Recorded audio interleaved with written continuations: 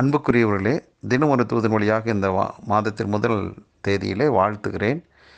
இந்த நாளிலே கர்த்தர் நமக்கு கொடுக்கிற ஒரு நல்ல வாக்குத்தத்தமான வார்த்தை, ஏசாயா தீர்க்கதரிசி புஸ்தகம் 4வது அதிகாரம் 5வது வசனம். பகலிலே வெயிலுக்கு நிழலாகவும் பெருங்காற்றுக்கும் மழைக்கும் அடைக்கலமாகவும் மறைவிடமாகவும் ஒரு கூடாரம் உண்டாயிருக்கும் என்று. கர்த்தர் உண்டாக்கின ஒரு காரியத்தை குறித்து தான் இந்த அதிகாரத்தில் சொல்லப்பட்டிருக்கிறது.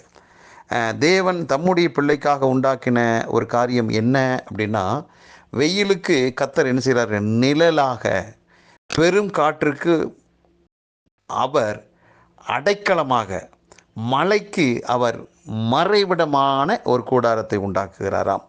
இது 3 விஷயங்கள் சொல்லப்பட்டிருக்கிறது பாருங்களேன். வெயில், பெருங்காற்று, மழை. வெயிலும் பெருங்காற்றும் மழையும் 3மே ஒன்றுக்கொன்று சற்று ஒத்தும் போகும், ஒன்றுக்கொன்று எதிராகவும் இருக்கும்.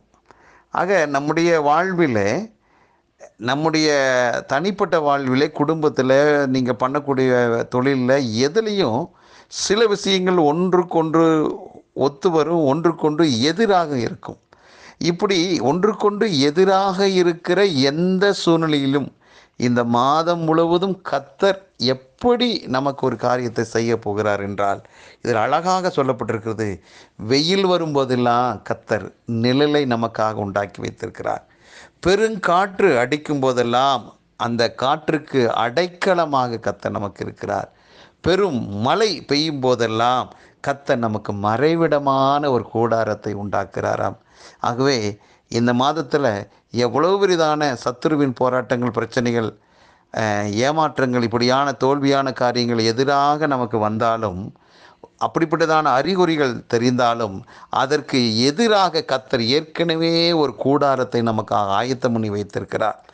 உலகத்தின் மக்களுக்கு எப்படியோ தெரியாது. ஆனால் தேவ பிள்ளையே, உங்களுக்கும் எனக்கும் எதிராக எத்தனை விதமான வெயில், கடும் வெயில் வந்தாலும், பெருங்காற்று வந்தாலும், பெருமழை வந்தாலும், கர்த்தர் நமக்காக ஒரு கூடாரத்தை உண்டு பண்ணி வைத்திருக்கிறபடினால் முற்றிலும் நாம் பாதுகாக்கப்படுவோம்.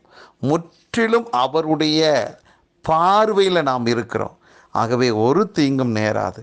இந்த 9வது மாதத்தில் கர்த்தர் நியமித்த அனைத்து நன்மைகளும் வந்து சேரும். எதிர்பாராத சூழ்நிலையில் ஒரு திருப்பு முனைகள் உண்டாகும். உண்மையிலேயே நாம் நினைத்து கூட பார்க்காத ஒரு விஷயம் நமக்கு நடக்கும். உங்களையும் என்னை பார்த்து நீங்கள் பாக்கியவான்கள், பாக்கியவதி என்று சொல்வார்கள்.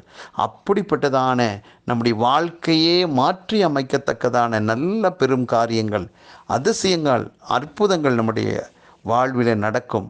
ஏனென்றால் அவர் நமக்காக ஒன்றை உருவாக்கி வைத்திருக்கிறார். அந்த கூடாரத்துக்குள்ள நானும் நீங்களும் இருக்கிறோம். ஆகவே இந்த பூமியினுடைய எந்த காரியங்களும் நமக்கு எதிராக வந்தாலும், எந்த தீய சக்தியினுடைய காரியங்கள் நமக்கு எதிராக வந்தாலும், மனுஷனுடைய சூழ்ச்சிகள் எதிராக வந்தாலும், நமக்கு அவர் கூடாரம் அமைத்திருக்கிறபடினால் நாம் 100க்கு 100 பாதுகாப்பான ஒரு இடத்துல இருக்கிறோம். அவருடைய பாதுகாப்பில் இருக்கிற நமக்கு நிஜமாகவே ஆறுதல் உண்டு, சமாதானம் உண்டு, ஒரு தைரியமுள்ள ஒரு வாழ்வு உண்டு. எதை கண்டும் கலங்காதீர்கள்.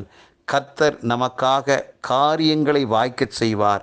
இந்த மாதம் ஒரு களிப்பின் மாதமாய், வெற்றியின் மாதமாய், மகிழ்ச்சியின் மாதமாக இருக்கும். நம்பிக்கையோடு காத்திருப்போம். ஒரு நாள் நாம் வெட்கப்பட்டு போக மாட்டோம். ஜெபிக்கலாம். நல்ல பிதாவே, நீர் எங்களுக்கு கொடுத்த நல்ல வாக்குக்காக நன்றியப்பா. எங்கள் வாழ்வில் எங்களுக்காக ஒரு கூடாரத்தை நீர் அமைத்து, ஆமாண்டவரே, எங்கள் வாழ்வில் ஒரு சுகத்தை அனுமதிக்கிறீர், பாதுகாப்பை அனுமதிக்கிறீர், மகிழ்ச்சியை அனுமதிக்கிறீரப்பா. அப்படிப்பட்ட நல்வாழ்வுக்கு எங்களை பாத்திரவான்களாய் மாற்றி உம்முடைய வல்லமையுள்ள பாதுகாப்பின் கரத்தில் வைத்திருக்கிறதுக்காக நன்றி. இதை கேட்டுக்கொண்டிருக்கிற ஒவ்வொருவருக்கும் சமாதானம், சந்தோஷமும், ஆசீர்வாதமும் பெருகுவதாக என்று மனதார வாழ்த்துகிறேன், ஆசீர்வதிக்கிறேன். இயேசு கிறிஸ்து நாமத்தை ஜெபிக்கிற நல்ல பிதாவே, ஆமேன்.